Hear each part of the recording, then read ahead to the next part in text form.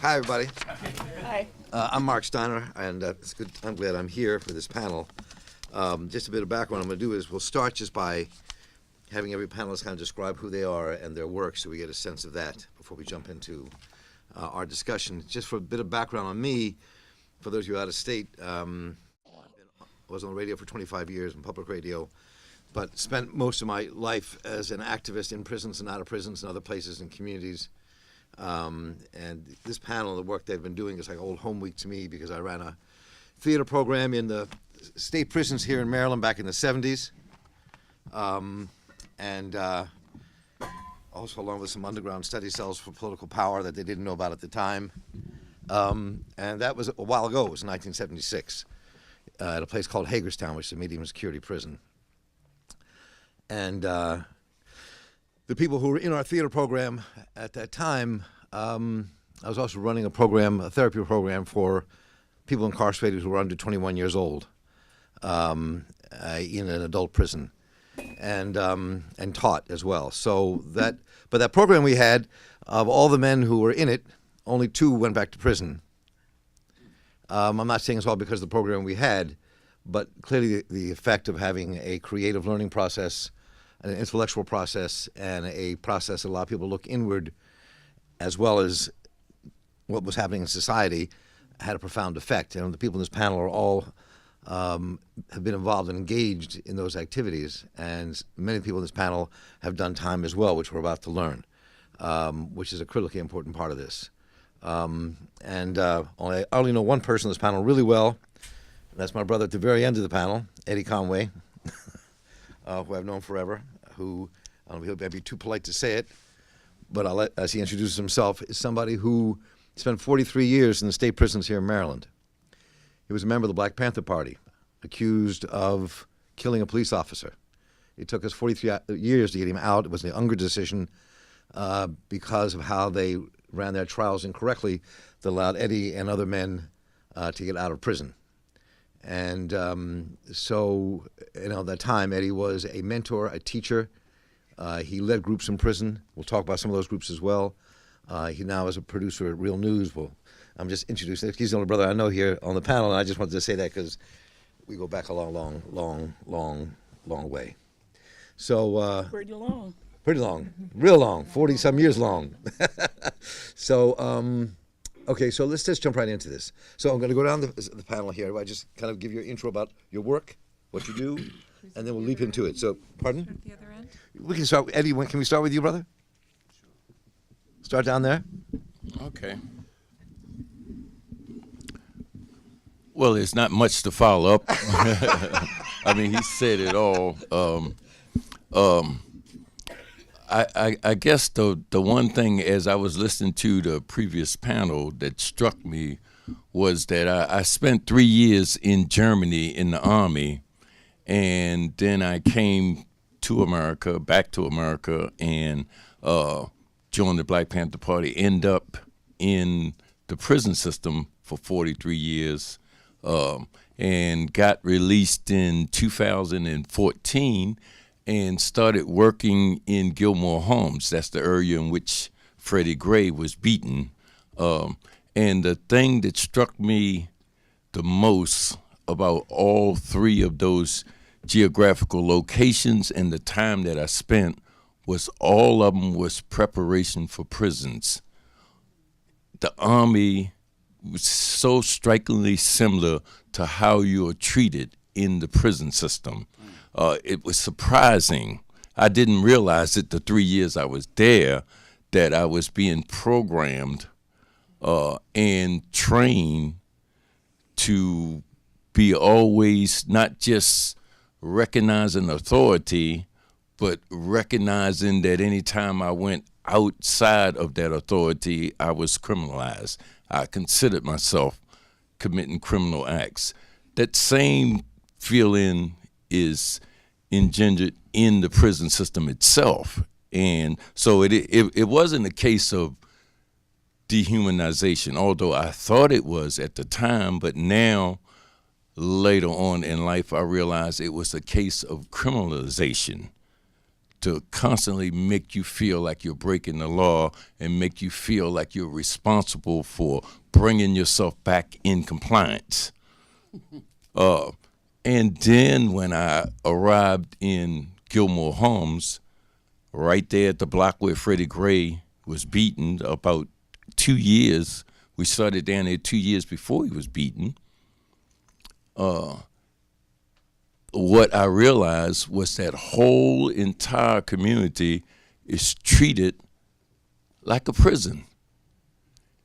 And the citizens down there, the people down there, are constantly treated in a way in which they think they're violating or they're criminals in some kind of way. And and maybe, and this is not about me now, this is like a little political statement, but maybe it really is something about capitalism that needs to control people on the bottom of that whole system. And it does it by sending them in the army, it does it by sending them in prison, or it does it by occupying their communities. But anyway, in the prison system and now in the community, one of the things that I do is I work with young people and try to mentor them in such a way in which they become self-actualized and decide to engage in activities themselves. I learned that in the prison. I learned it in the Black Panther Party, but I learned it in the prison, and I'm now also applying it in the Gilmore Homes area. Okay. Khalil Bey? Good afternoon. Is it afternoon? No. Morning. Oh, good morning. Good morning. I don't know what time it is. I'm Khalil Bey, yes. Actually, I grew up here in Baltimore, and I went to Baltimore City College, one of the two. I always thought that I was intelligent and what have you, and I know my parents used to always say, why you get in so much trouble? Why, damn, you act like you don't have a bit of sense. Nonetheless, I'm here by invitation, and I come down from Ithaca, New York, where I'm affiliated with my friend Sara Chalmers down the end there. She's for the Reentry Theater. That's what I had, started out in. I'm also a published artist. In fact, I painted the visitor room in the Maryland House of Correction. If anybody's been through there before it's still open? No. No, I think they tore most of it down. Okay. I did over 20-some years being incarcerated and escaped from Maryland twice. And it wasn't really hard to do. It was just like hard to stay out there if you have people. And I know Eddie as a Panther. We all had similar politics as far as life is concerned. And the last time I saw Eddie, they had him down in the dungeon, away from population, so, I think that was just to, keep the other people from being educated and what have you. I admire him. He has been a mentor to me. There was a lot of times I came to him and talked to him about problems that I was having and what have you. And, I guess we had a phrase where it called the Be Cool Department. So look, just be cool, man, because we know what we can do when, we get riled up and what have you. And I also worked with kids at juvenile detention in New York. I'm a mentor there. I help them as an artist, as a published artist. I'm able to help them, just basic art skills, because I think art evolved me into a different perspective on certain things. But I'm still revolutionary. I want to see change. I want to see something better than, at least before they put me away in the grave or whatever. I'd like to see us making some real changes and not just a lot of political hype. Okay? And I'm here. I'm open for whatever. And I think I do have some positive information for anybody that would like to question me about that. I'll pass it on because... Good morning. My name is Melanie McPherson. I am pretty honored to be sitting on this panel. I would like to say that one of my main concerns in life is to lift up into the public consciousness the role that grandmothers play in mass incarceration. I raised several grandchildren who were the children of my adopted children. And it's been a really, really hard job. And I want people to understand the role that grandmothers play in the cycle of incarceration that's prevalent in the poor black communities. Mm-hmm. Currently, I have a reentry project that I work on, raising grandchildren, I told you that. I graduated from the University of Michigan with several degrees, but as I said earlier, I was well educated in the ghetto that I arrived from. Blacks generally are poor. We don't have nuclear families. There's a lot of economic pressure put on black men to provide for their families, but a lot of them can't do that because of jobs, incarceration. And the 2010 census, there were 4.9 million children living with grandmothers. And that's a very, very high rate. I couldn't find information to compare with white grandmothers, but I'm sure ours is pretty high.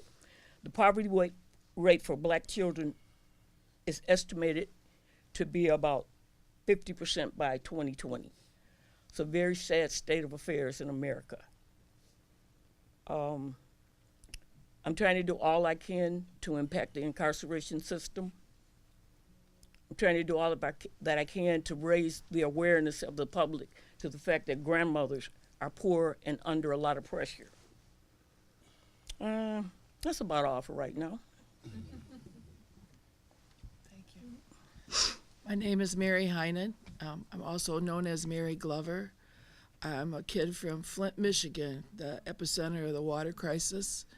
When I came home after 27 years in prison on a old 40-year-old now felony murder case, I went to my old neighborhood and it looked like a bomb hit it. My house, my pretty house on the corner, it didn't even have a door. It was like a ghost. The streets were all flooded and I couldn't figure out, why is this water all over the place?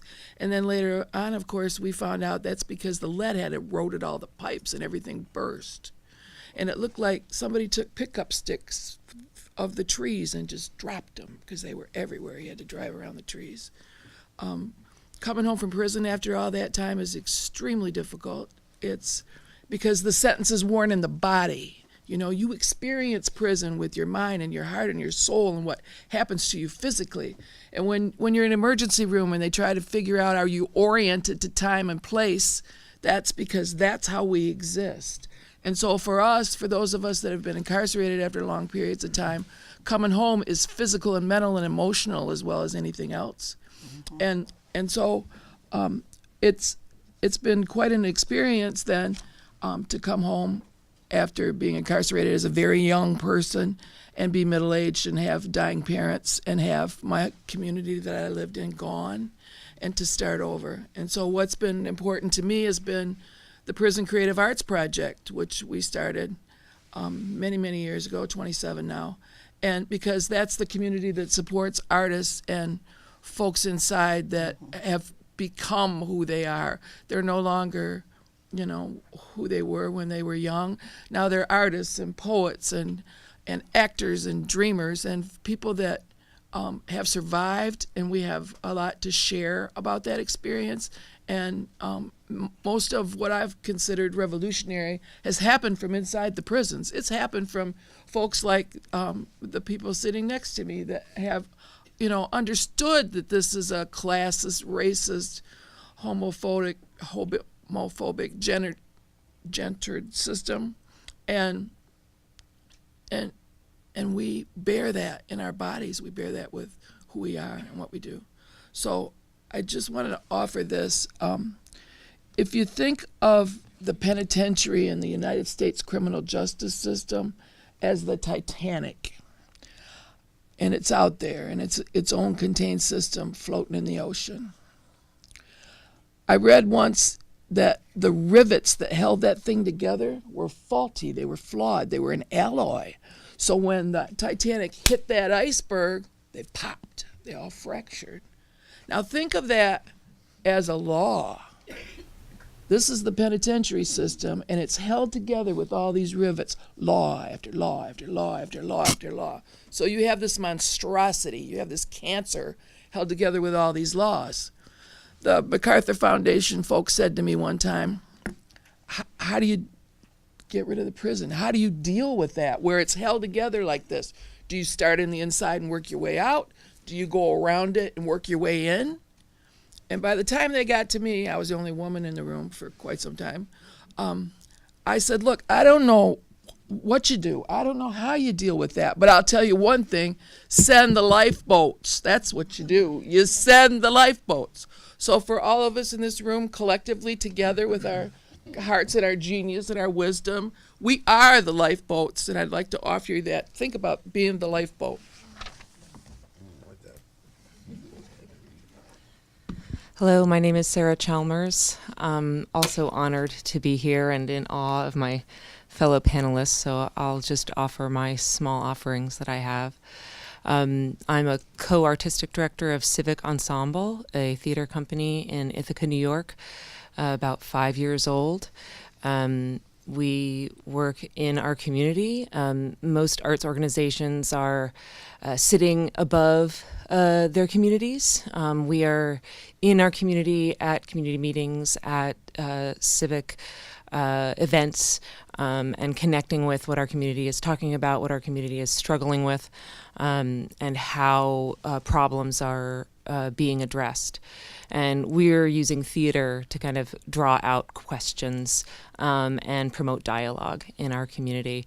We do a community-based play every other year. We've addressed the racial inequality and inequality in our education system in our city.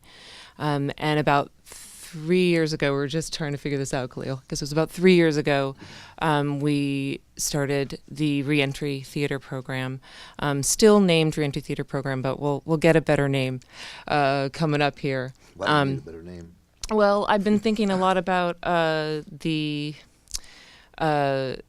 question of who is calling it that and what that means. And it was brought up a little bit in terms of the permeable boundaries between what a community is and what it means to return, and also what it means to be in prison, and that we all are in a certain way in this capitalistic, oppressive society that we live in. How do you draw that boundary, I guess? And so the reentry program was born out of a couple of us in the community who saw a need for an artistic expression. So people saw what Civic Ensemble was doing with the community-based play, and thought, well, what if there was a program for people returning from incarceration to explore their experiences both inside and coming back through theater. And that was open to anybody, whether they just got out last week or whether they've been out for a long time. And Khalil joined at the very first year of that program. And it started out as an 8-week playwriting program, which was very intense. Participants were paid at the end of the program. There was a staged reading on the last day. It was a big deal. It was at a huge theater. We sold out 300 seats, and it was a huge event for the participants and the community, and the stories that were told to both have that expression and educate the community about what people were going through. But after the second year, the participants decided that they thought the 8-week program was too intense. It was too much pressure, and people did start to kind of like fall away. Like we would start with 12 people, and then someone would get picked up, or someone would get caught up in their addiction, or so things started to kind of unravel there, and the participants decided that it should be a weekly program. And I said, okay, we need some money for that, like a lot more than what the 8-week was costing us. So that took about a year, and now we've been a weekly program for about 6 months, and we just moved into a county facility, which is kind of, I call it outpatient jail, but it's the day reporting center, where people have to go when they get out of jail or rehab or go to instead of. And our participants who aren't mandated can also come into that facility. And there's questions and problems with that as well. But it certainly has gotten us a great group of participants who might keep coming even after their mandate ends. I'll stop there. There's a lot to talk about. I don't want to take up too much time. Grab this for a second. Have this back and forth. You all raised a lot here. Trying to figure out where to begin. But before I said, Mel, you made a sign to me. Did you want to say something before we started? I wanted to add one more comment. Sure. We are the leaders we've been looking for. Grace Lee Boggs. I truly believe that. Amen to that. So. No, I didn't know that. She used "We are the people we've been waiting for." Thank you. So let me begin in a place that I wasn't sure we were going to get to on this panel, but since two of you on this panel, Mary, something you said, and Eddie, something you said to me not on the panel, but said to me a long time ago when you first got out, and its relationship to why people are incarcerated even when they're in the street and what that means. You both said when you came back after 27 years, after 43 years, that the neighborhoods you came back to were desolated. And Eddie and I have talked about this. I mean, 40, 50 years ago in Baltimore, there were no abandoned houses. There was no homelessness in 1970. Neighborhoods were whole, extended families, but every home was filled with people. And you come back to this desolation. And I think about that juxtaposed to the desolation that the people feel and live in every day, who now live in these new desolated, isolated neighborhoods, which are neighborhoods vastly different than the poverty that we all experienced during the time of segregation. So, you know what I'm saying? This is a really, and that's a fundamental point to incarceration, how we incarcerate, why we incarcerate, and the trick bag that we're all in. So let me start with just Mary and Eddie and just reflect on that. We can all reflect on that together. I just want to, since you raised it, Mary, and made me think of what Eddie had said to me several years ago when he got out. So I wanted to kind of explore that for a minute. Whoever wants to start. Eddie, wait, you want to? Mary, Eddie? Well, I recognize, we call it gentrification, right? Mm-hmm. Where you had this beautiful inner harbor, it used to be Baltimore Skid Row. There was, a lot of homeless, a lot of people in that area that, was an eyesore to those who would call themselves leaders in the city. And I noticed that a lot of the things, they're happening all over. They wanted to do it in New York City and Harlem. And I think Percy Sutton, Judge Bruce Wright, and Pee Wee Kirkland, what they did, they did a Harlem Renaissance, a new Harlem Renaissance, and they revamped the whole Apollo Theater and everything.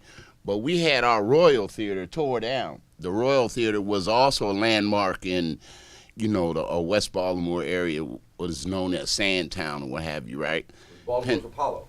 Yes, that was Baltimore's Apollo. In fact, most of the stars who were African American, black, however, they had to come through that circuit, and it was like the Apollo in New York, the Howard Theater in D.C., I believe, and the Uptown in Philadelphia, and the Royal Theater here in Baltimore, the Regal Theater up in Chicago, right? So that was, they call it Chitlin Circuit, right?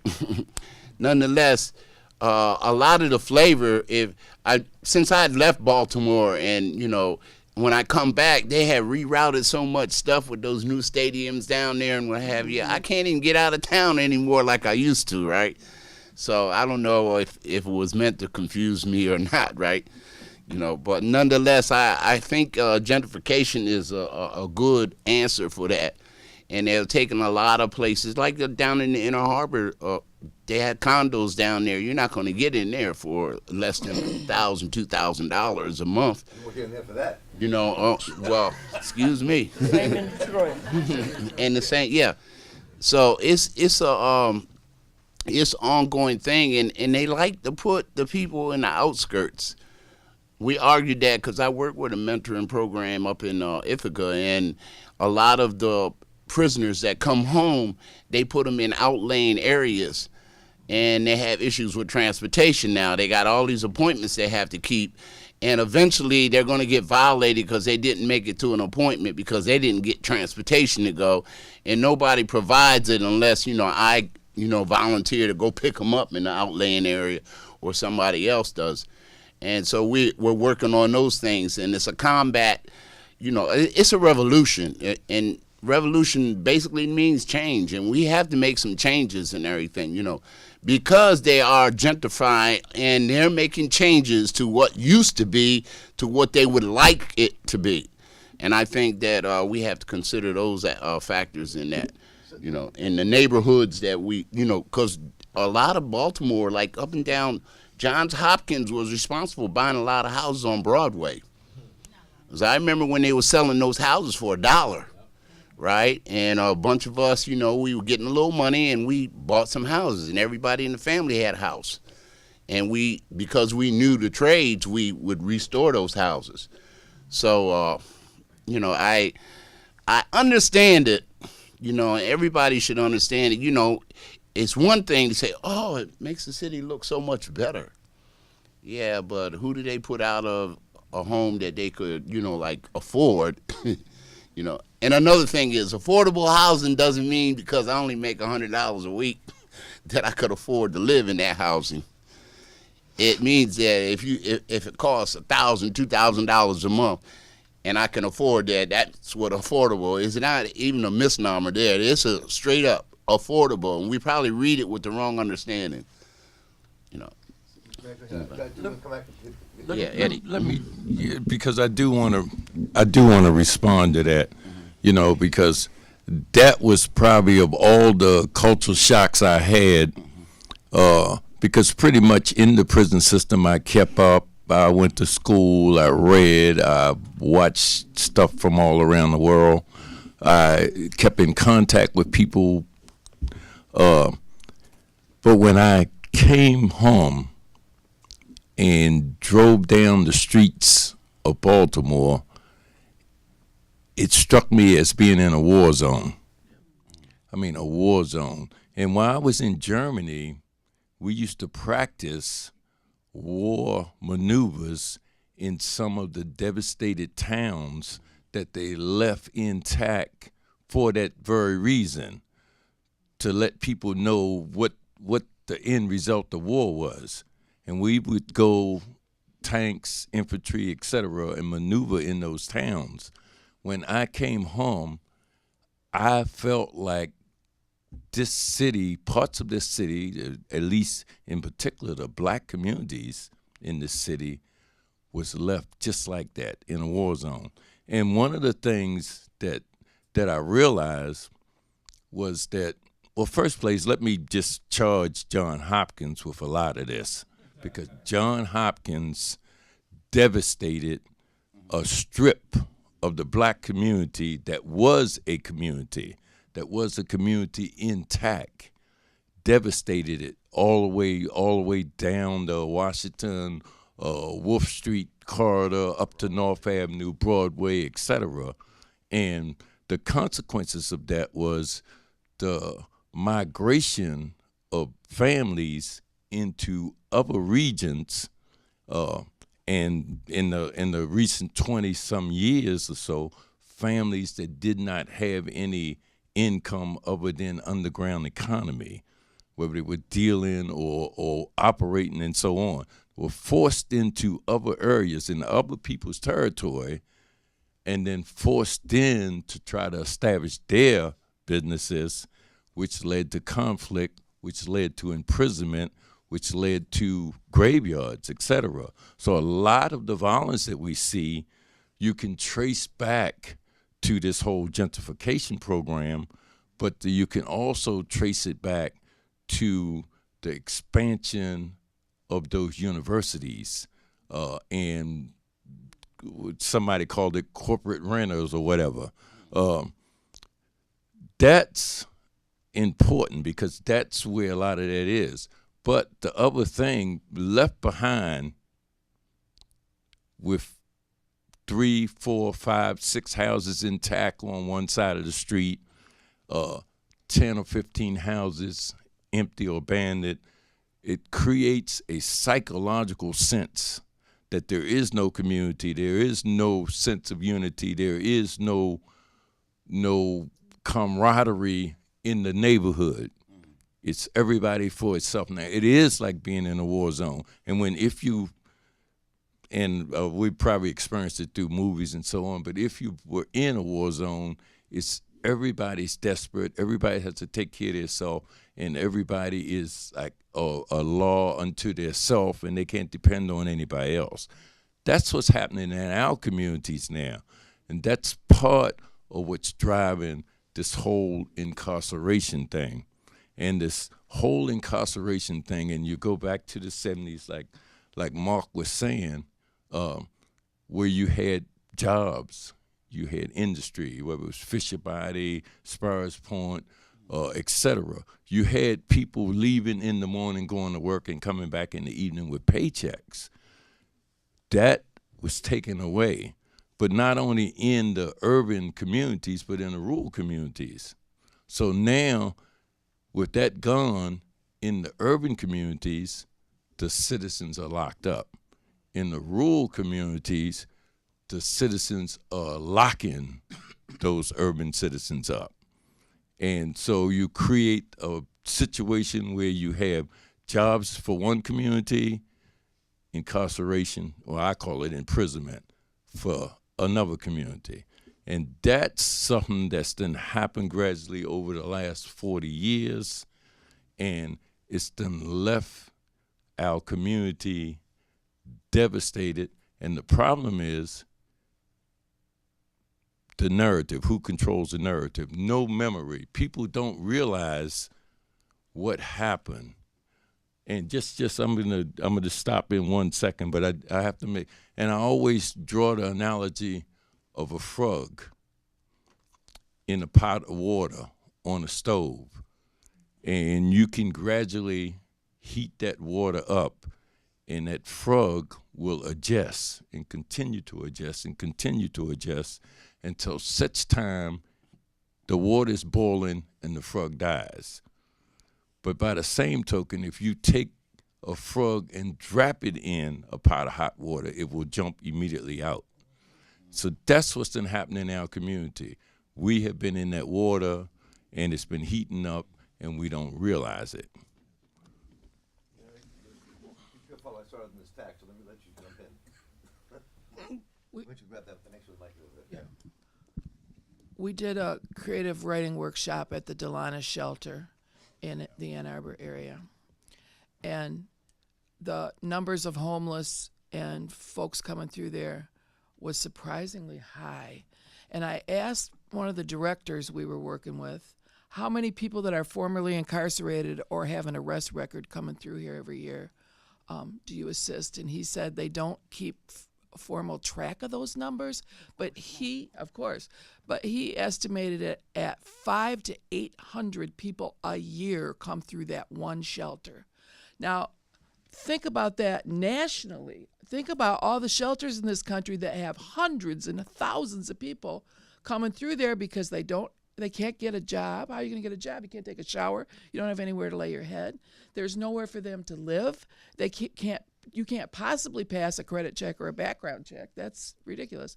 So what do? And they create systems where we can't help each other because we can't have contact when we're released on parole. We're not even supposed to talk to each other. But we do. Of course we do. All the time.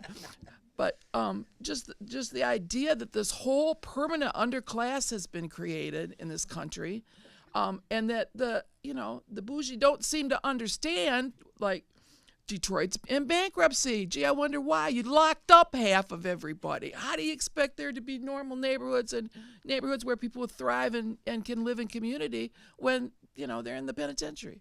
So coming home has been a rude awakening because I'm home as an adult, not a kid anymore. And I see how this country has been just decimated with genocide against all of us and against our people and against those we love. So let me try to take a 180 degree, like a bleed, because it's connected. for the sense of this panel and the stuff people have been involved in, inside of prison and out. So I wanted to set that up after what you said, Mary. I'm glad you did what you did at the beginning, because there's this direct relationship between the devastation, desolation, isolation of inner city communities in America and the prison system. People are locked up from the moment they're born until they actually get the actual time. So most people on this panel have been involved in one way or another in creative programs inside of prisons and for reentry. So I'm curious, let's really explore what those really mean, all right? Because, I mean, you can see lots of folks going, maybe not people in this room, but people across the country and in society going, what do you mean? You're teaching poetry? Theater? What the hell is that for? Why do they have that? Why do they need that? So, I mean, but the power of the arts in terms of building inner self, intellectual power, political power, let's talk a bit about that. And I'll come back and circle it back to the isolation that people feel and how these things are connected. But let's go there now for a second. I think this is, you haven't spoken in a minute, so why don't you start? We get that reaction a lot. I actually can't get into the county jail. I can't even get the captain to answer my emails, and even the people that can get in that support the program don't get anywhere with us, even just coming in to recruit. So we kind of recruit through all the side doors, and there's lots of great organizations in Ithaca. Actually, Tompkins County has a lot of reentry work happening and money that they're putting towards it. It's just not really coordinated, and there's a lot of territorial behavior around money and what's valuable and what's actually going to work. And of course, you want to have those metrics and measurements. But you know, it's great to hear all the big picture, and obviously we think and read about all of the systemic issues, and we live on the ground, like experiencing them like day to day. So I'm in a room, you know, playing a game with a paper ball, and we have to keep the paper ball in the air as many times as we can, hit it without it falling, and that we in the circle are working together to keep that ball in the air. And can we get to 50 today?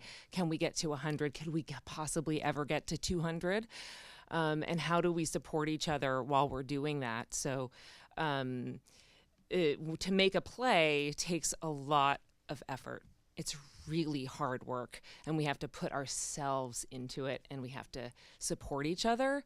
I have a story of playing this paper ball game with, I don't know if you were there that day, Khalil, you might have been with you guys, and everybody was really annoyed. Like, everybody was like, why do you keep dropping it? And, you know, man, you dropped it again, you know, just really in that kind of every person for himself kind of attitude towards the work. And we talked about, like, what if we just tried it and we just like celebrated, even if we just got 2, and we just celebrated the success of that. And before we knew it, a few minutes later, we had, you know, 25 in the air. And I don't know, I didn't make the connection till later that supportive environment, that place to go, that community that's created that third place, that if we talk about destroyed communities or a barren landscape. And when we get to tell our story and have that come from when participants tell their story and get to choose what that is. So I don't have a curriculum beyond like having the expertise of creating theater structures that will help people kind of like figure out what that is for themselves and ask questions and ask questions and ask questions and problematize what they're giving back. So if they make a statement about not being able to do something, or that's not something that's within my capability, or this is just the way the world is, we're always going to be questioning each other on that, because it's only the way it is because we've decided to play along, or we have to play along because this other thing will happen if we don't, and we're making that risk assessment in terms of the choices that we're making. But that expression, that getting up on stage and having people listen and deciding what your story that you want to tell your community about your experience of incarceration, and Khalil should talk more about this, but like what that does and how that feeds into the creation of community, which is really what I feel like the program is working towards on one level, as well as this liberation from oppression, which is the really deep work that we're always grappling with, and that's where those questions come about. But I'd love to hear from Khalil about the result of having, you've written 2 plays now, and experienced 2 big shows at the Hangar Theater, and seen participants. He became a mentor in the 2nd year of the program, where he was helping others who were new to doing it. Hangar Theater is a theater in downtown Ithaca. Is that what it is? It's near downtown, so we rented it out for the show. Yeah, Okay. it's like a 350 seat We want to theater. go to the mic before you jump in. And in this conversation, I want people just to, in this part of the conversation, just jump in, grab a mic, and let this thing flow. So go ahead, Khalil. Now, theater, as far as I was concerned, I always thought I was an actor anyway, because I was, when they asked, did you do it? No, that wasn't me. Well, you did? No, I wasn't there, So I figured I was well prepared to, do that. But the twist was that I had to, reach in and grab something from my real life and, present it. How would people, deal with it? And my first play was dealing with how, when we go through the prison system, we could be feeling bad, but people will say, yo, how you doing? I say, oh, you got it, man, everything all right, but really I'm aching inside, and what have you. So we kind of like learn how not to be sick, even though we are sick, because we don't want to go to sick call. We don't want none of that experimental medicine, and even if it's not experimental, that's our thought. So, and that's not where you want to be. So I wrote about a brother that just got home. It was myself. He was getting these headaches, and his partner was saying, you need to go get a checkup. I got a checkup when I left prison. That ain't no checkup. They're just making sure you ain't dead or half dead when you leave. So they could say, yeah, he was alive when we left here, right? So I wrote the play, and it turned out it was pretty good because it got a few laughs in it, because I always remember my mom and my grandmom, they all had a sense of humor. So, and I think I was always encouraged, don't lose your sense of humor. At one point in my life, I was so serious that I wouldn't laugh. That ain't funny. What you laughing at? That's not funny. Oh, you like that, huh? So I had to mellow myself out, and, sitting back doing my own self-inventory gave me a lot of time to, do some mellowing out and everything. And I think the great thing about doing the theater, we had that standing room only, and I believe that, I said, wow, that was important that the people came. And Sara, I think she and her husband sent invitations to people who, had employment possibilities, they were landlords or people that were actually shakers and movers in the Ithaca area. So these people also listened to stories about people who have been incarcerated and what have you, and their views on certain things. And it was an issue that normally they probably wouldn't even thought about, And I remember one of the social workers I had to deal with commenting on, and I think I'm gonna write a play about that too, Sara. They were commenting on, the idea of somebody says, well, I can't get to this meeting because I don't have a ride for over here, and I don't even have a bus pass and what have you. And the person, instead of helping, said, well, you shouldn't have got locked up. And I just, and I heard it. And I was ready to respond, and then I said, no. I said, I got another way of dealing with that, So I deal with alternatives, and the theater was a great alternative for me, and, I really appreciate it. In fact, I do have another play I heard on the news. Did anybody hear on the news? This lady was saying they had some black mold in somewhere in the housing in Baltimore, and they said that the black mold was causing their kids to be criminals. They said they're going to wind up in prison from that black mold. Now, I know this probably sounds funny, but, since I've been here this morning and what have you, I was thinking about that. I even made note of it and everything. What would they do about this, the black mold? Are they going to move a section of people out of a certain neighborhood to get rid of the black mold? And that's my thought pattern right now. So, but it makes for a good story, I think. And maybe I could write a story about who put the black mold there. That's interesting, you know. So I'm just thinking in that perspective. What do you think, Ed? Well, let's go to Mary real fast. Oh, Mary? Okay. Yeah, ladies first. So, what's working is programs and arts in prison and out. And the Prison Creative Arts Project, I train about 150 volunteers in a calendar year and a school year, fall and winter, to work in workshops in high schools and prisons and juvenile lockups and women's treatment centers, men's treatment centers, homeless shelters. It's a beautiful thing to be able to do that because that's where the real work happens. That's when people's hearts and minds and lives are changed. And I had a great experience this week where I went to Lakeland Facility. And Lakeland Facility in Coldwater has about 1,400 male prisoners. The facility next door, I used to be locked in. It's closed now.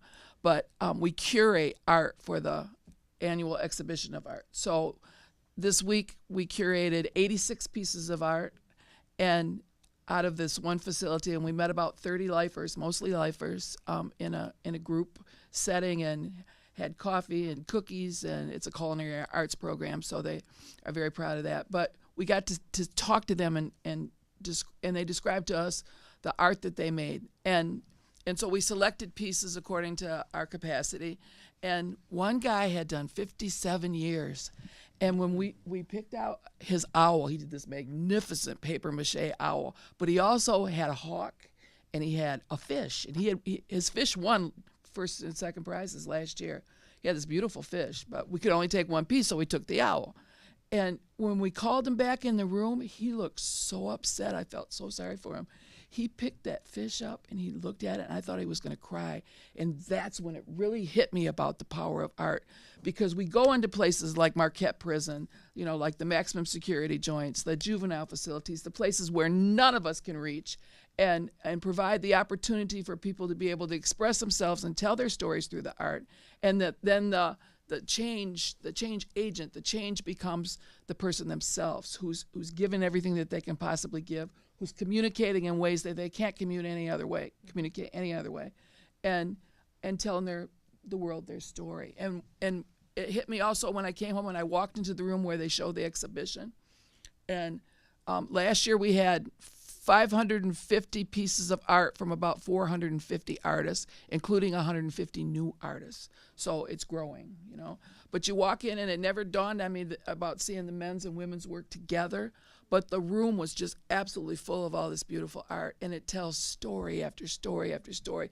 Like my friend's painting that had his parole papers skewed with a rose with blood and horns where, he had been denied parole for 5 years. So the power to be able to facilitate that and to send people in to work with prisoners like you and to help in that process, it's just amazing. And that's what's revolutionary about arts in prison.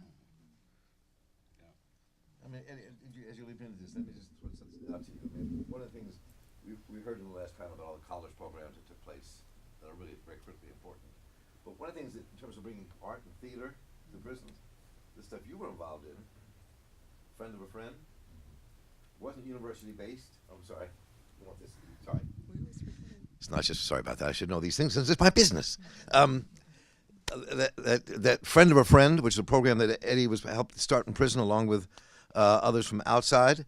And we heard the panelists talking from universities earlier. One of the powerful things about the program, I think, that Friend of a Friend was, and what happened inside Jessup and the other places, is that it wasn't a university program.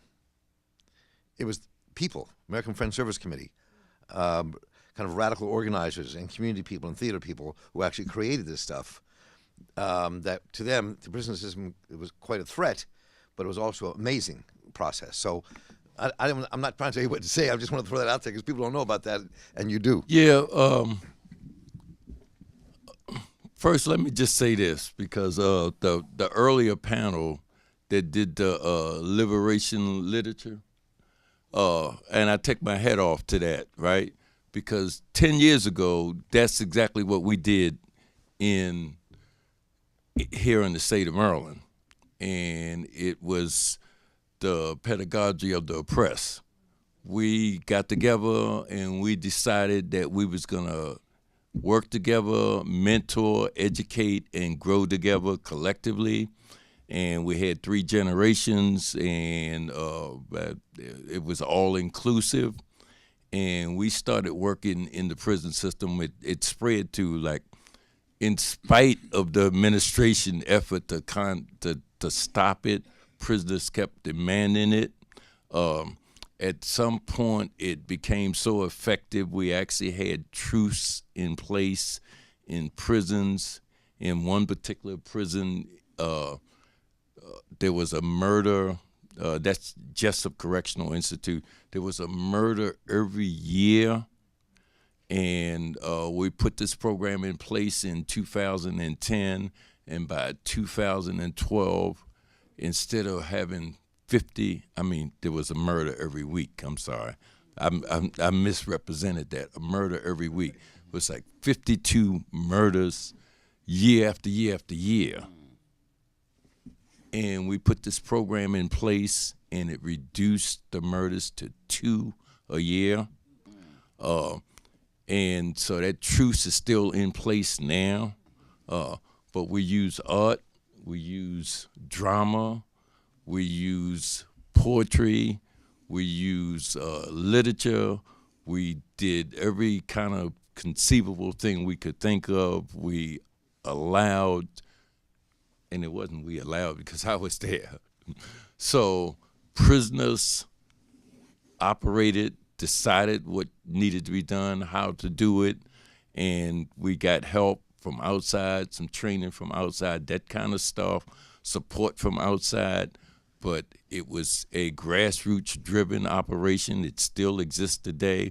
It is now responsible for the work that we do in Gilmore Homes, because those prisoners came home and they started working in the community that's the most devastated in Baltimore. And now we have expanded the program so that it's inside as well as outside, working with young people before they go inside, so that they won't go inside. So the arts are very important, dance, theater, etc.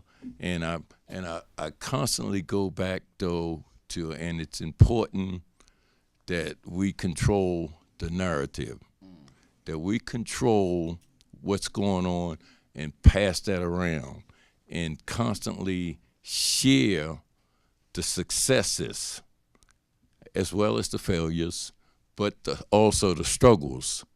And so toward that end, I'm going to encourage everybody, and this is a little plug for the Real News, encourage everybody to go on the internet and look at the Real News and look at Rattling the Bars. That's the program that I operate. And I look into prison policies. I look into the impact on families, how they tend to try to criminalize families.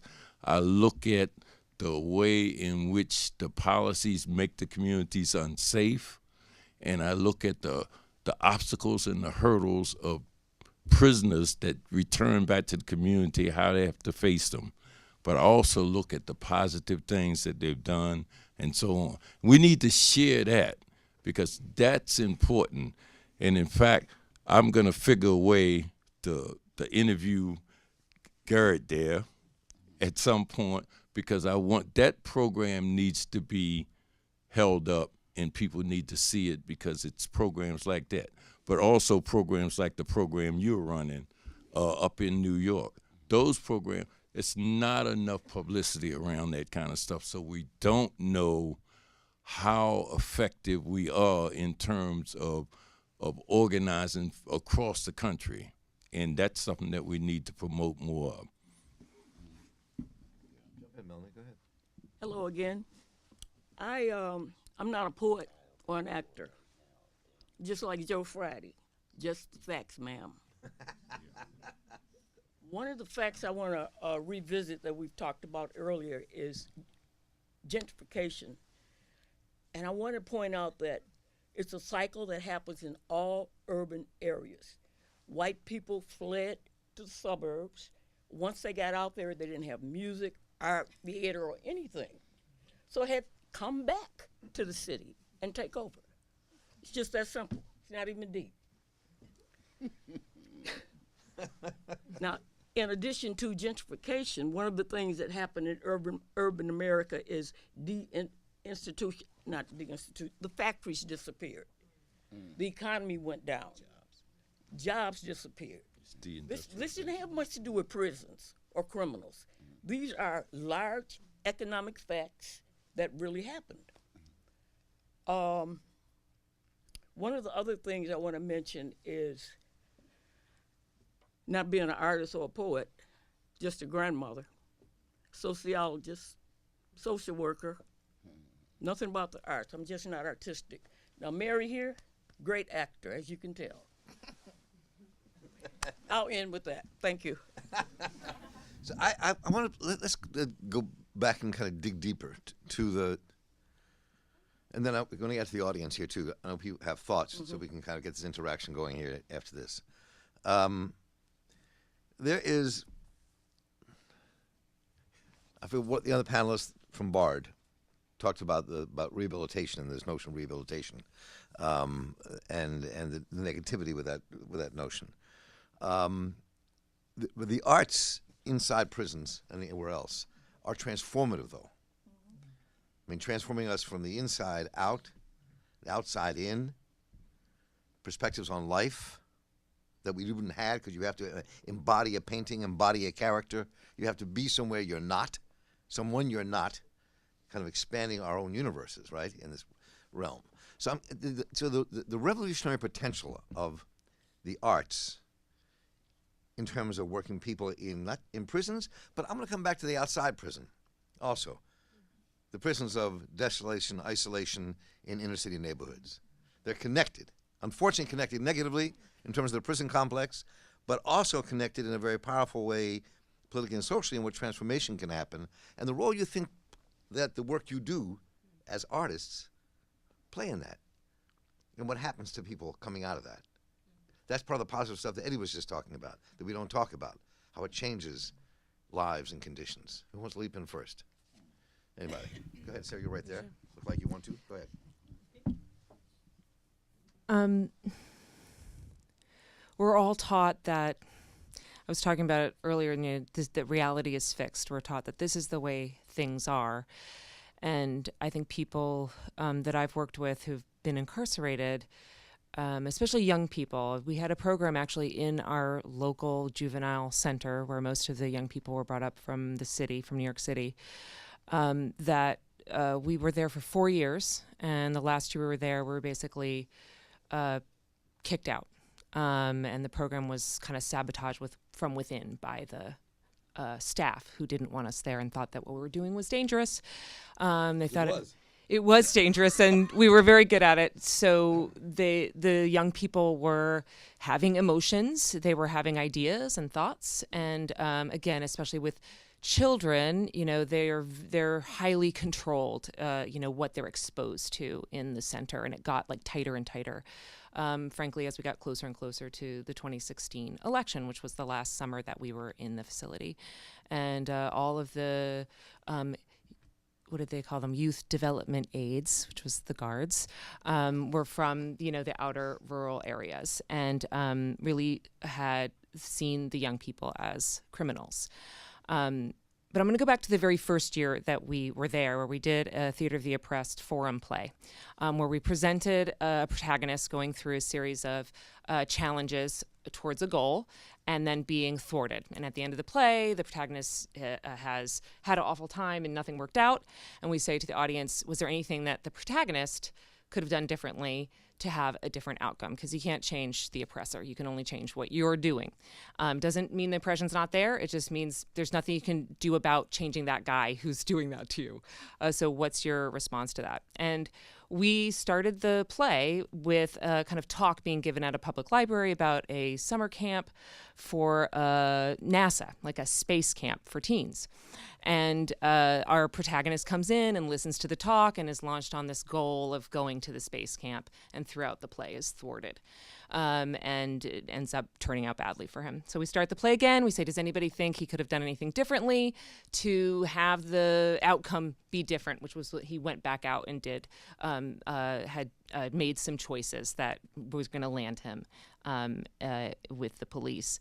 And so this one participant, said, we started the play. The young man's walking in. We practice in rehearsal all the different possible answers that the participants might have.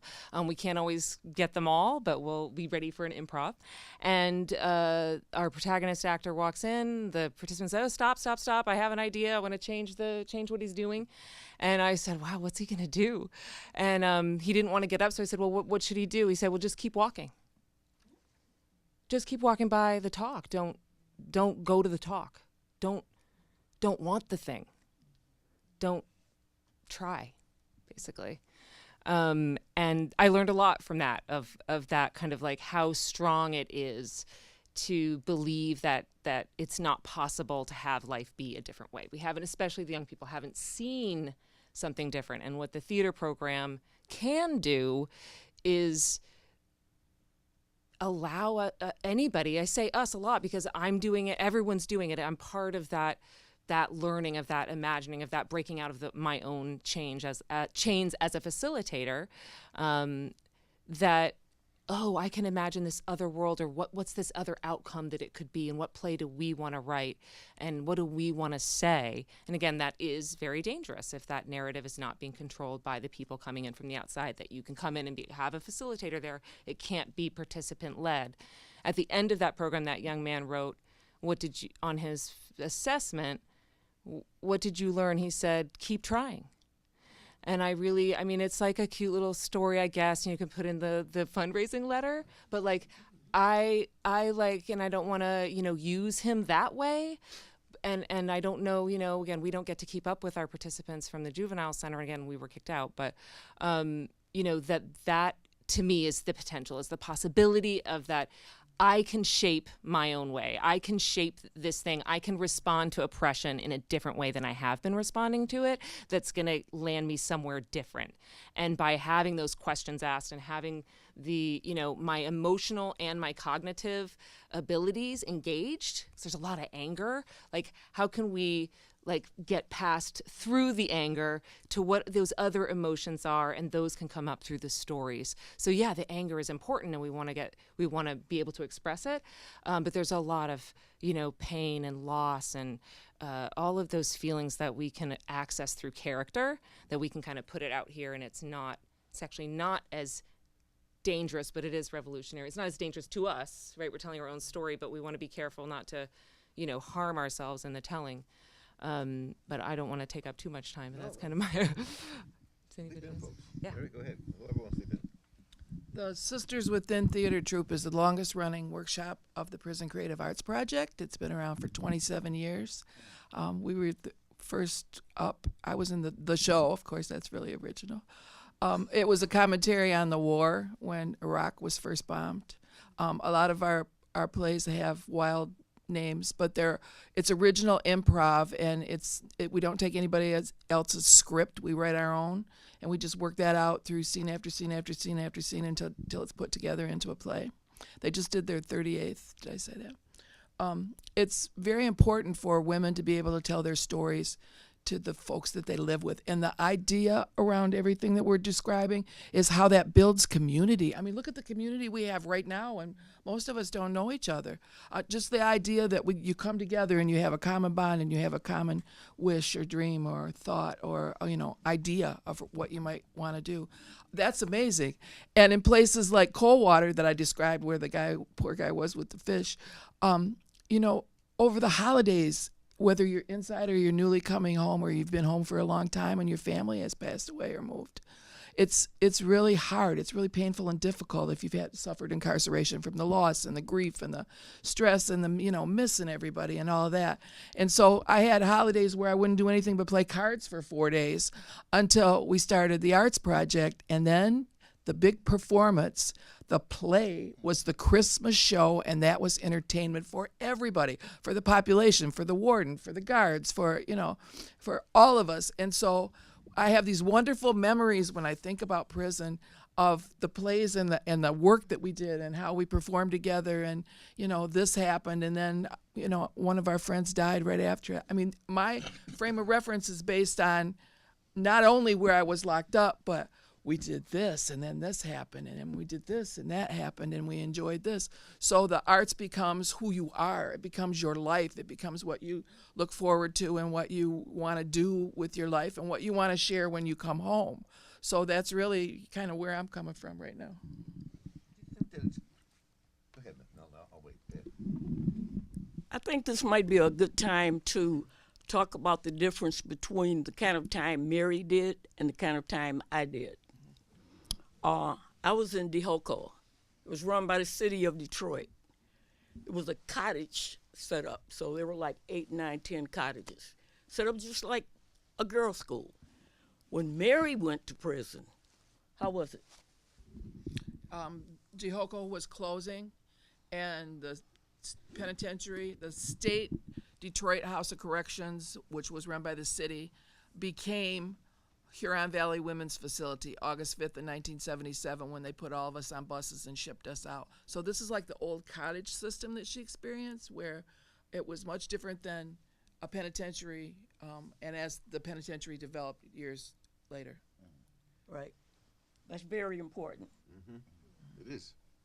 I mean, in some ways, this is a digression. What you just did, Melanie, that got me to this digression. In some ways, prison, and Eddie and you all who have been inside for a long time can verify this and say it's not right, has gotten worse, not better. I mean, I've never done time in prison. I've been arrested a bunch of times and been in jail and got out, never did time. But I ran these programs in the prisons in the 70s here in Maryland, in Hagerstown. And it was rough because the guards were rough. I mean, one guard got shot because he was too close to the inmates, too close to the prisoners. And he was a guy who was working with, helped us with our prison program. I got chased down the road and I had my back window shut out by guards at night when they were trying to do away with us because they didn't want us in there, didn't want me in there. So it was tense that way. But inside, there was a difference. There was different money. There were Pell Grants. Things were happening. And now that the isolation outside is really connected to the isolation inside. That's what I thought about when you were telling your story, Melanie, the difference between how you all served your time. How does that affect the work? And how does that affect the approach to the work that everybody takes? Anybody, please, just leap. When I came home, I immediately enrolled in Washtenaw Community College. I left there and I immediately enrolled in EMU, Eastern Michigan University. When I left there, I immediately enrolled in the University of Michigan. That's how it affected me. Let me, I was thinking about what you were saying about, when I went in the prison system, it was like 1970. I went into the Maryland Penitentiary, and there was probably 2,000 prisoners there. With 4 televisions. There was no personal radios, no telephones. You had to go to the guards to get a call. But what was going on in the prison system was that people were struggling to maintain their humanity that was constantly being attacked. And I recognized the language, but it was a constant effort to make people feel like they weren't humans by the guards. This was a constant push. In fact, and I'll just share one story because this is something that happened to me the first day I went in the prison system from the city jail after I got convicted. I went in, and it was supper time, and I sat down at a table because they tell you where to sit, and so they file you in, you get the trays, you sit down at the tables, and they fill the whole entire dining room up, and as soon as the last table is set down, they start at the beginning, and they make everybody leave. And there's these big garbage cans over at the doorway, and people just file out and they throw their food away because they're not finished. The trays are half full, but it's time to go. You got to go. And so you see some people there eating, and they're eating, it looks like they're almost eating in a trough. And that's because they need to get as much of this food in before they are ordered to go. Well, I didn't have any idea at all. So when they got to my table and told everybody to get up and leave, I had a half a tray of food. And I'm like, I'm eating, because I don't understand that I need to leave. Because I'm like, you gave me this food. I'm hungry, and I'm eating it. And so it created almost a potential riot. And so the guards gathered around me, and other prisoners gathered and got engaged. And I recognized that there was like almost violence getting ready to occur because I was eating. So I decided, obviously, at that point, like, okay, well, I don't want this is day one. I don't know what's going on. I don't want this to happen here. Got up, threw my food away, and then later on, as I started evaluating what happened, is that this was how they were controlling the population. An 18-year-old with a GED could come in and tell a person with a 40-year-old man with a master's degree, get up, don't eat anymore, and expected to be recognized and acknowledged. Well, what happened there at that incident was the fact that prisoners were sharing the consciousness that was outside in the community. They were sharing the ideas that we wanted change. We wanted to be treated fairly. We're not going to take this. We'll resist. And that resistance that was inside was the reflection of the resistance that was going on outside. Now, today, leap forward 40, 50 years, and the conditions inside the prison is a direct reflection of what's happening outside. The lack of consciousness, and it's not actually the lack of consciousness, because really I've kind of like traveled all around the world, and there's a real serious consciousness.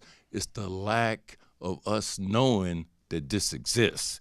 Because when you look at and this is really not about the real news this time, this is the reality. When you look at the mainstream media, you don't see this. You don't see people gathering all over the country. You don't see programs existing. You don't see people going into the prison system. You don't see Gaucho. You don't hear about those programs. This is because there's a blackout on stuff that's going on down on the ground. And so we don't know it. And so in turn, in prison and in the community, what we see reflected is an absence of any kind of pushback, an absence of consciousness, an absence of organizing, an absence of positive things. All we see is that if it bleeds, it leads. It's a crime. Be scared. Support your local police. That's what we see. But the fact of the matter is all kinds of stuff is happening, not only all over this country, but around the world. But it's not being shared. It's not being reported. And so inside the prison, people are walking around in a daze, just like people are walking around in a daze outside, because they don't see what's really going on, because it's not being shared. It's very properly said. We jump back into the panel, but I just realized it's quarter of, so we should get some of the people out here in. Did you want to use the mic, Nathan, or how do you want to do this? This mic? You guys were already short hands. That's cool. No problem. Go ahead. All right. So, is that cool? Say hand here? Okay. Sure. Hi, my name is Ellie, and I'm from Arizona. And kind of to tie in the idea of this panel and with your experiences, I have a very close colleague of mine who was sentenced to natural life in prison without parole in the Michigan Department of Corrections and was released in April 6th. He served 29 years. And one of the things that he has shared with us is that he has, or with me in particular, is that he has struggled with this idea of the walking dead. He had 29 years to imagine what life was on the outside when he was sentenced at 16. To come out and now experience it, even though he is living with his cousin, he is paroled to his cousin in Arizona, much different from Detroit, where he was incarcerated.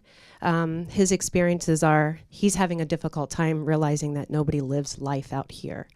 As well as the women that I work and write alongside through a program through Arizona State University called Humanities Behind the Walls.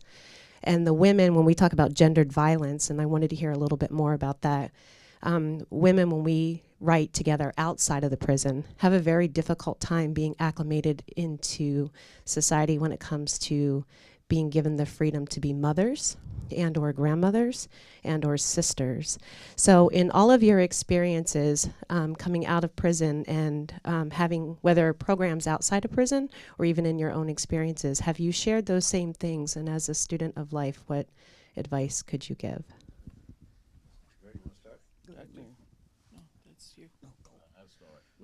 I like that topic. No, humanities, you can tell the advancement of society by their support of the arts and sciences.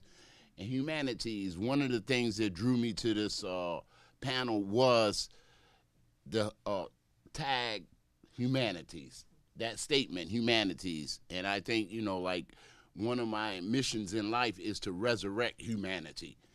Because everybody gets all politically all up out there and, you know, financially all up out there and everything, and they don't have nothing to do with humanity. They could walk by a person who's starving and not, you know, even inquire about their condition and how it happened, right? So I think, you know, we, you know, like wherever they're supporting humanity, you know, you'll find me there. And, you know, I think that Eddie, I had the same guy in prison when I got through there, going through reception, Somerville. I remember his name because I was going to put a hit on him. You know, I just had some buddies that would have beat him up, you know, for his attitude. He told me, he said, the next time I had to wait for you, they're going to carry you out of here. And I looked at him. I wanted to turn it up then, but, you know, it was just like, I just got there. I said, I better see, you know, what my resources are here. And I'm looking, you know. But, yeah, the change, the Walking Dead, we, in our mentoring program, we have been tossing around the idea of doing the Matrix. In other words, what would happen if Neo took the other pill instead of the one that he took, you know? Mm-hmm. How would that turn out? You know, it's just food for thought. And, you know, like, I think that we need to consider those things. Yeah, The Walking Dead is right, you know, and if you look at The Matrix and The Walking Dead, we're talking about people who are not even conscious of a life, you know, at all. My oldest daughter died from HIV in '95. She was married to a mid-level drug dealer here in Baltimore, and he was playing around, and he brought it home, right? I was doing time, and while I was in Elmira Correctional Facility, what I did, I started a HIV awareness program, right? They did everything they could to shut it down, right? They finally came up with the fact that I was having mafiosa meetings up there. Because the only way you're going to do something in prison, you have to get the leaders of the prison. And you tell them, say, bring your people, we're going to talk about this and talk about that and what have you. And so there, again, they didn't care about the humane aspect of it, that we were trying to educate ourselves. Because I seen guys that were leaving the prison, and they'd be back in a year or so, and they would be infected with HIV. You know, because a guy getting out of prison, the first thing he want to do is get with a lady or something, you know, and he's not thinking about those things that, you know, ordinarily you should be thinking about, especially if it's an epidemic running around, you know.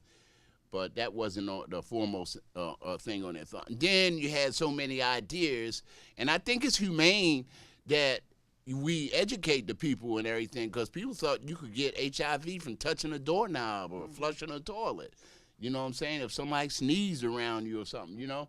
And it was education that needed to get done. And we had the movement said, each one teach one. That was our duty, right? We had to teach. We had to teach what we knew. Or otherwise, the kids are going to grow up dumb. When they extracted us from the communities, the kids grew up dumb. They wear big, baggy pants and, work shoes and everything to emulate the older guys.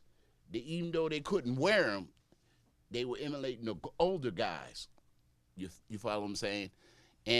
But they went out and they didn't realize what the politics were all about. So, but now today, humanity is really important, and I think we could find out, because in The Walking Dead, some people still look like zombies, or some people don't look like zombies, right? So how you test their humanity, and the test of the humanity would be like, programs like this and others. Let's go educate the people. Let's go feed them. When you feed somebody, you can talk to them and they'll tell you everything, for sure. So food is important, and I could go on and on, and I I'll be available later on if anybody wants to talk about it. I would just like to point out about how important knowledge is. Those young men who are walking around with their pants sagging do not know how that's related to slavery, not rap, not being cool. So I think they need to get a little bit of education about that. If your friend is Tony, we know him very well. Tony's wonderful. When you first come home, and even for a while after that, it's a really difficult thing on the Walking Dead idea, because you find out who passed away while you were gone, and you find out who in your family has issues you never knew anything about if they're still with us. I didn't know my brother was an alcoholic. I didn't know, my dad was mentally ill. I didn't know my grandmother died 2 years ago, and I've been sending her cards all that time. So there's this process of coming up to speed with what's happening with your, who you know and who you love, and grieving. I went from graveyard to graveyard to graveyard, just saying goodbye to family members that I never had the chance to share with. And then there's also the guilt that you carry with you for all your loved ones that you left behind that you can't take with you, that are being tortured to death with life sentences, and don't have the opportunities that you had.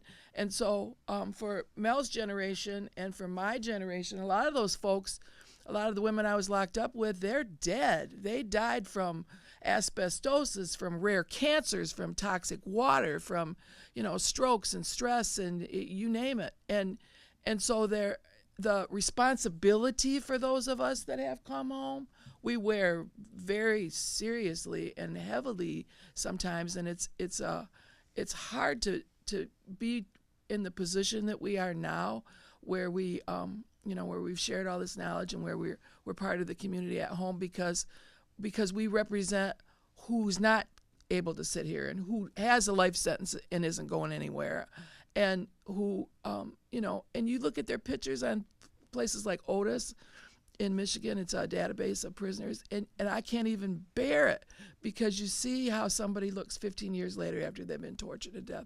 So the state of life sentences in this country it's devastating. There's hundreds of thousands of people that are affected by this, and in fact, a third of the entire U.S. population has a criminal arrest record.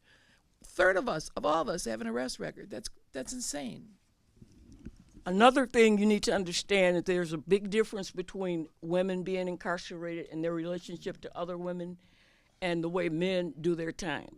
When I was doing time, we had families.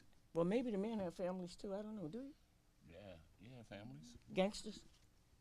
They had more than just gangsters. You had a Muslim family. You had guys who, from their ethnic groups. They had ethnic organizations. In New York, you got the Latin Kings, you got the Nietas, and you have the Bloods and the Crips.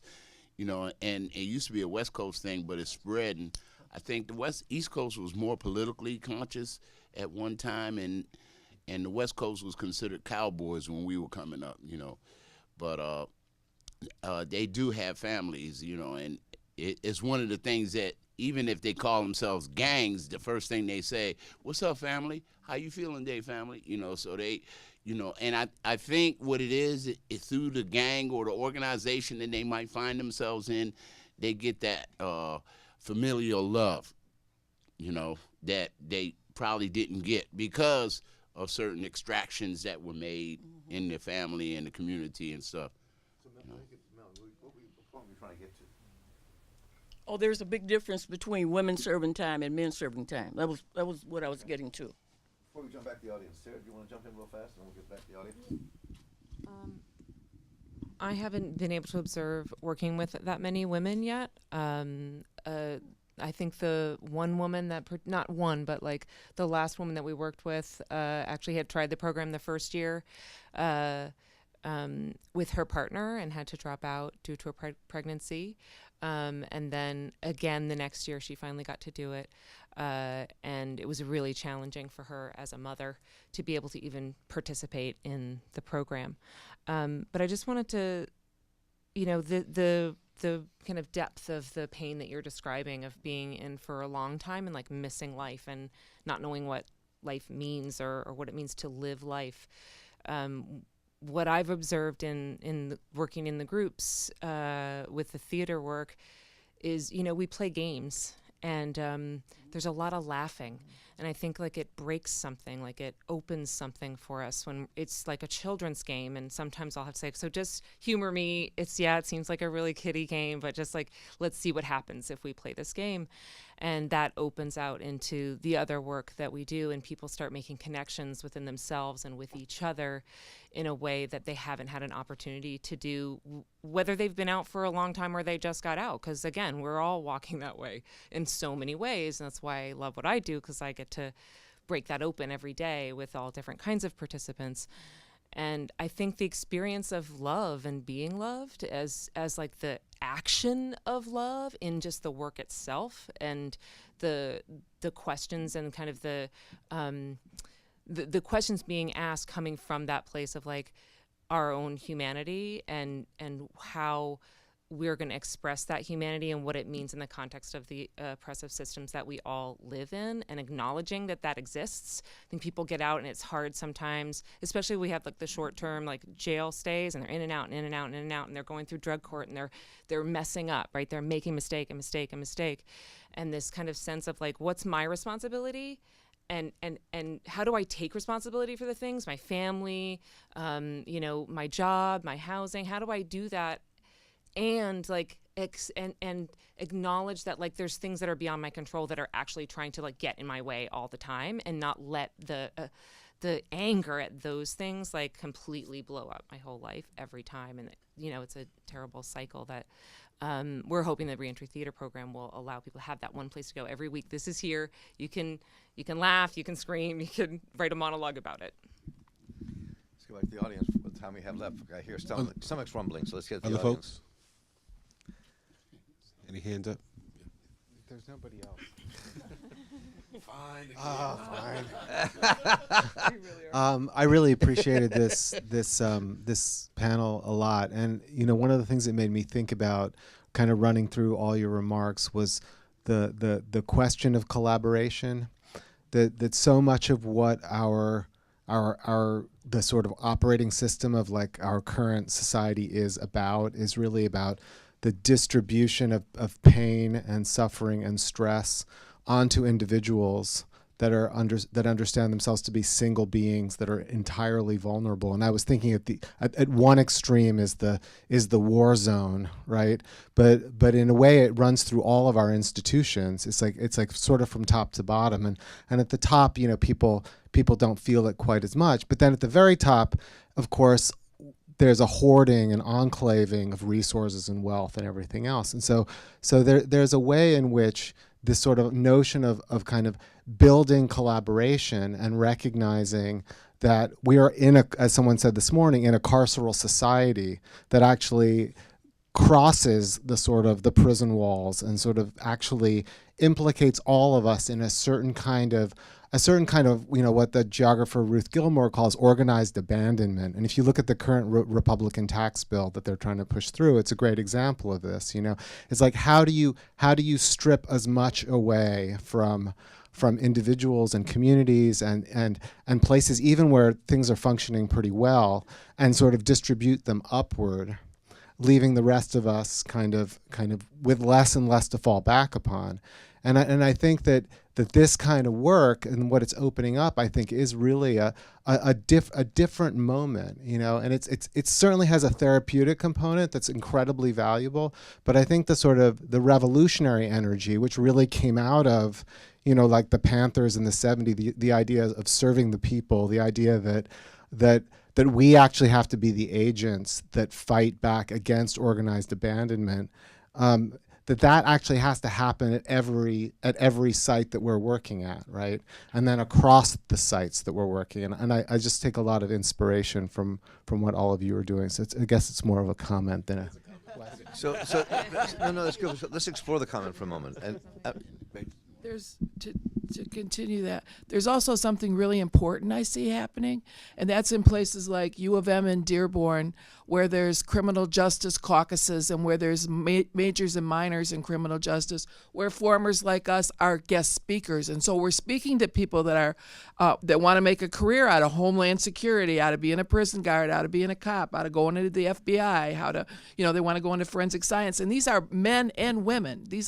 And they're young. I mean, they're very impressionable. So for them to be able to hear from us, and this is happening, as I understand it, nationally, for them to hear our stories and see somebody that's been a prisoner that's not what you would expect, or that you admire, that you might, take a few, right, yeah, exactly.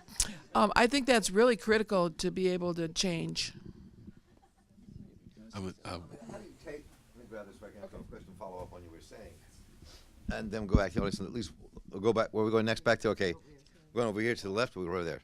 So, but how do you take, I'm curious where what these moves are, that this kind of spirit we were talking about here, this collaborative spirit, the revolutionary spirit. You said, Eddie, earlier on in the program that that there's a force out here beyond the narrative that the public is allowed to see through the media, right?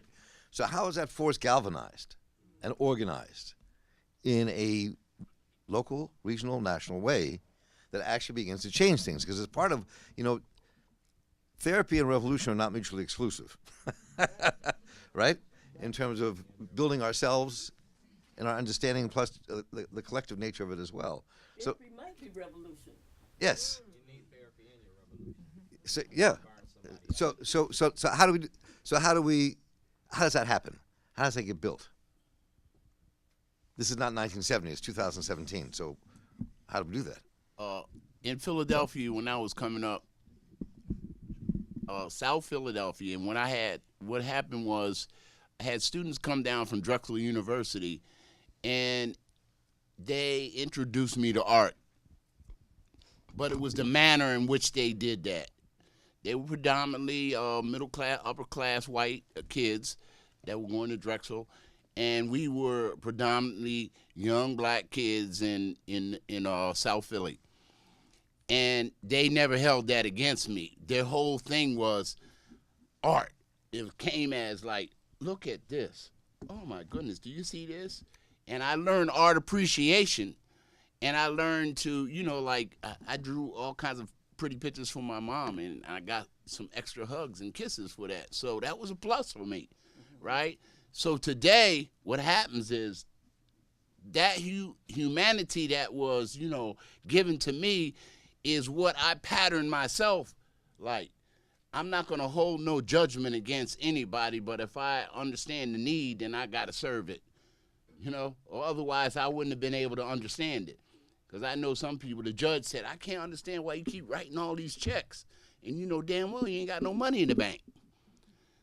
And the person responds, I had a drug habit, Your Honor. So the judge didn't know nothing about drug habit that would make people go and do things of that nature, right? So when I say humanity, I didn't know nothing about art until somebody introduced it to me.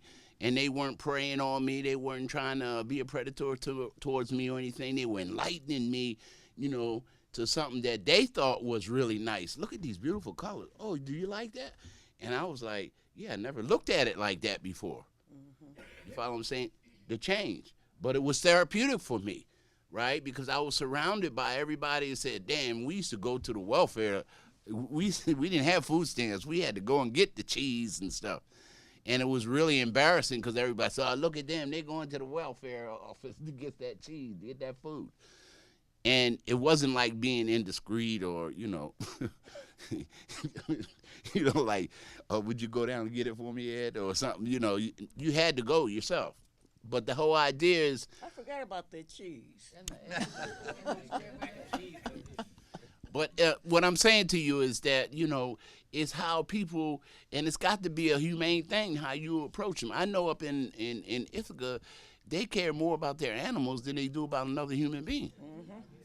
I seen a dog with a diamond necklace on, and the lady had him sitting in the laps and, honey, driving, right? And they said, oh, too much air. He turned the window up, you know?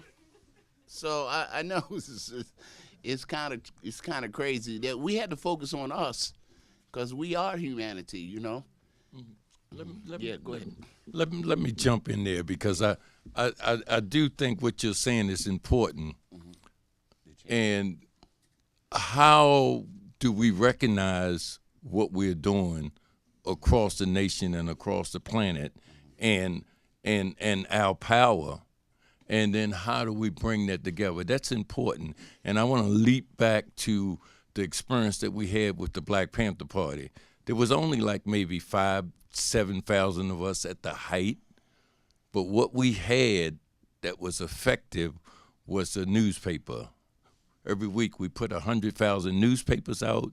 It went around the world. People saw our programs. They saw what we were doing. They duplicated it.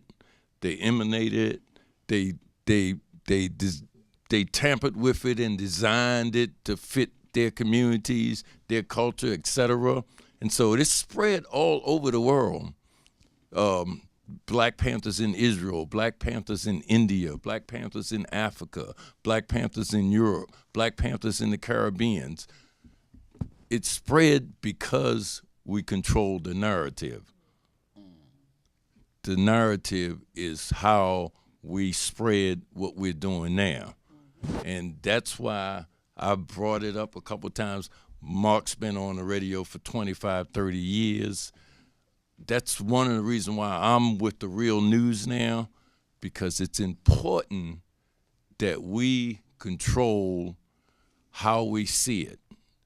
We control, because this is what creates your world perspective, the information you take in all the time.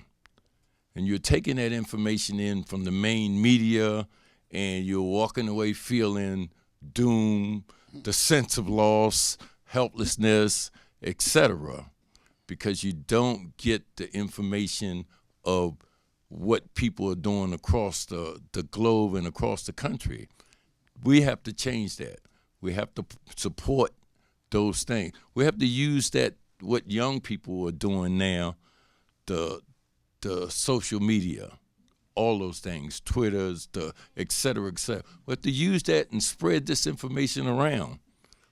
Well, I might be obsolete, but you know what I'm saying.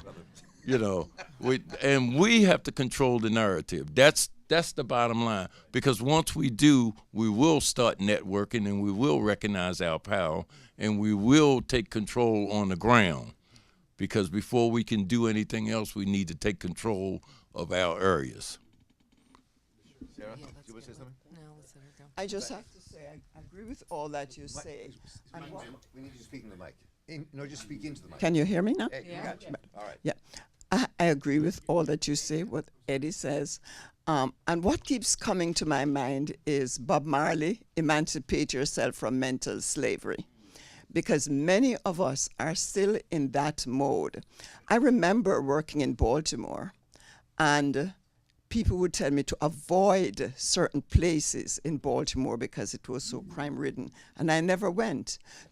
That's probably about 15 years ago. 2 years ago, a friend's daughter called me up there to show me all the beautiful houses, and we went and toured about 8. There were now white millennials living in those areas. And the black people, where are they who used to live, who are supposed to be the criminals in the crime-ridden area? What I've learned is that because the prisons in Hagerstown are increasing and it's far up in the bushes, that's where most of the prisoners are going now. And basically, I have some friends who live up there. They're complaining about the Baltimore people who are moving up there and committing crime and filling up the library with a lot of their problems. So basically, I'm reading a book right now. It's called Daring Democracy. And I think probably we need to begin to look at who are benefiting, because it all boils down to the money and who gets the money and what. So and the other thing too is I find that many families of the incarcerated do not vote. And if there's a thing that says if you're not at the table, you're part of the menu. Thank you. I'm going to keep that one. I like that one. I like that. So any comments here before we go back to the audience? No? Okay. Mike goes where next? Nathan? I agree with using the arts. To dismantle the master's house, you got to use the master's tools, and he uses those tools on you. He uses the media, mainstream media, to distort and to demonize blacks in this community. You're doing it now on Fox 45 on a regular basis. I got a reputation for shutting down the media. I chase them out of the community. If you don't belong around here, you don't be around here. I done did it to the Real News before. If I feel like something ain't right, and I've done it to Jane Miller, all these prominent individuals in Baltimore, because they need to start showing the good in the hood and the good in the community. Now, Eddie know me personally. Marc know me personally. I don't bite You haven't chased me yet. Because you do the right thing. You done seen me walk in the room and they be like, hey, when CNN came down here and the Freddie Gray thing was going on, I shut all of them down. I made them close up shop because all you was doing was demonizing black people.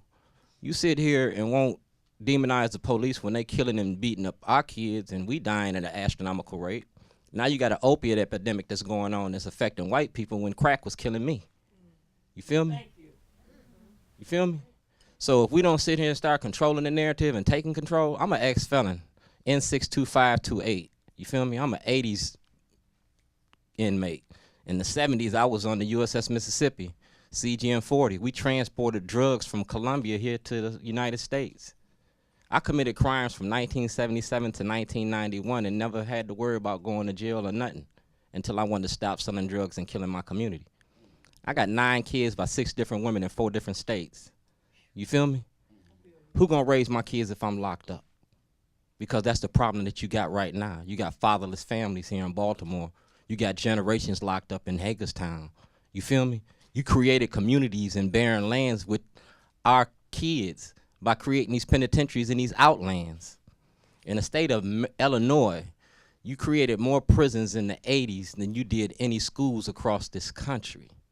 And you filled them with blacks, Hispanics, and ignorant poor whites. And I don't say ignorant in a bad way. We call them wiggers because they identify with us. You feel me? So they took that and they made it a cash cow. We traded the penitentiary for the plantation and cotton for cocaine, and we still a cash crop. And you still need to understand those facts. It's the economics involved in this. You understand what I'm telling you? Follow the money, you'll find the problem.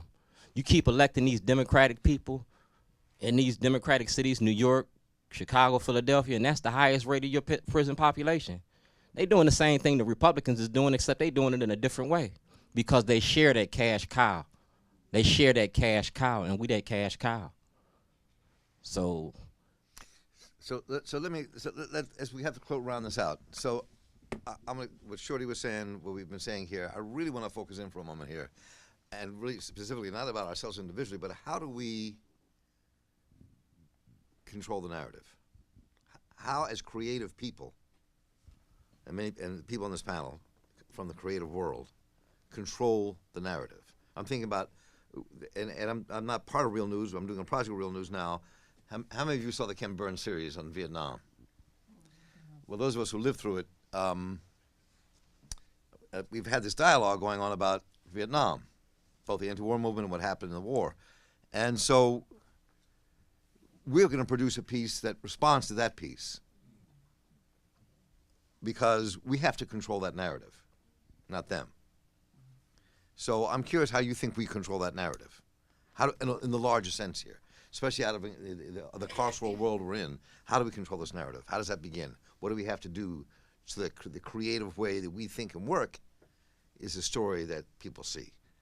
Sara, you're nodding your head. I'm going to go to you first.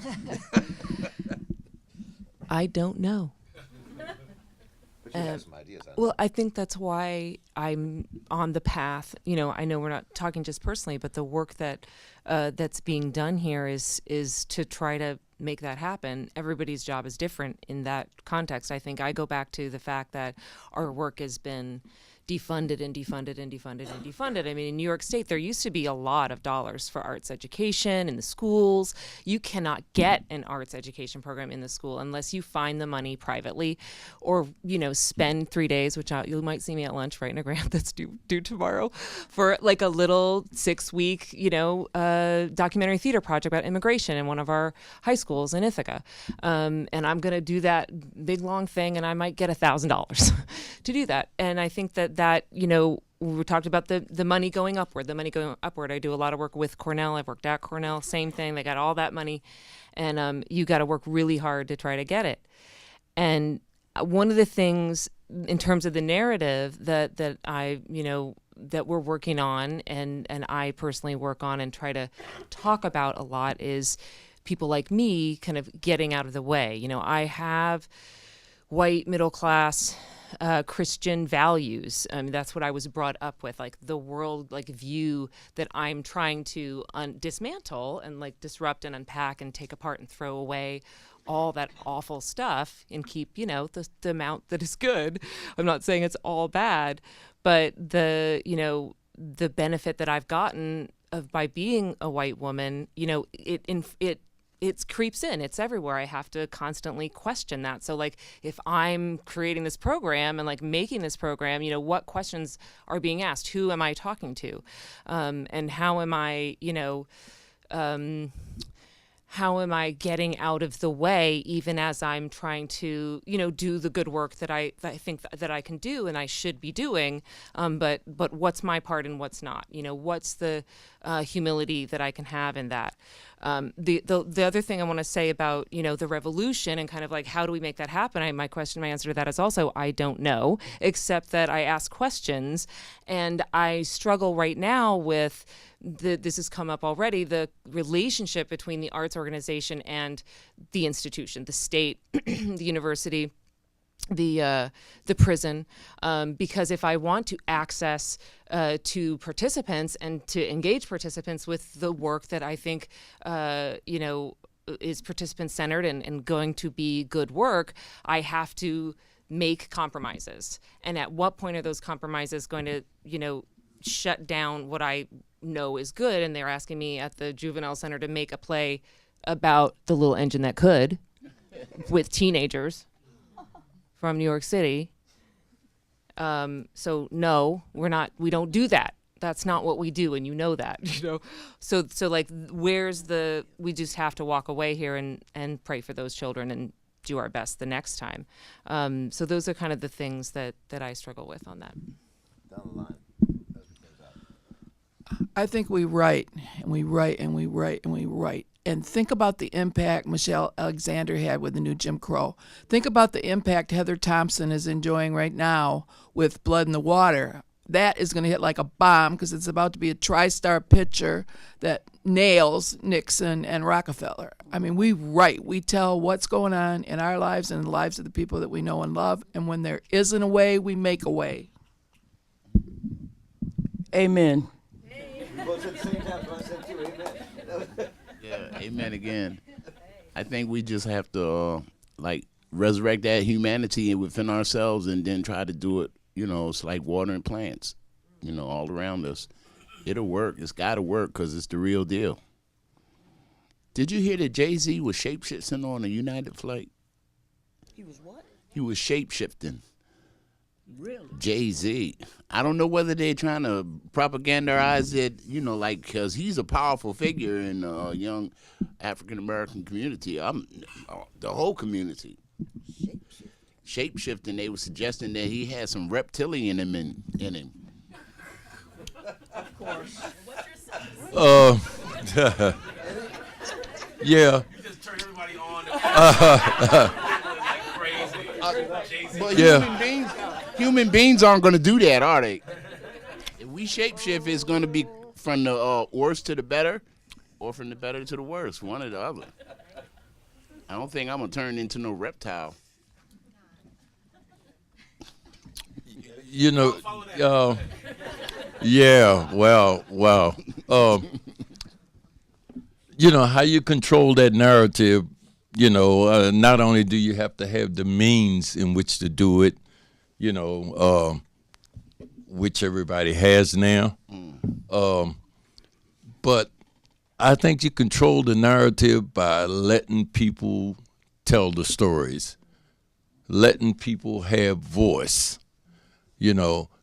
letting people control what's being reported, as opposed to going out reporting on what you think people is doing and why they're doing it. Give them the opportunity, or whether it's a newsletter, or whether it's a video, or what have you, give the people the power to have voice in what they're doing and explain what they're doing. And that's the pedagogy of the oppressed. Let us have a voice. Wrap it up. Okay. Yes. So first, thank you all panelists. Wonderful conversation. Thank you, Marc, Mary, Eddie, Sara, Melnee, Khalil.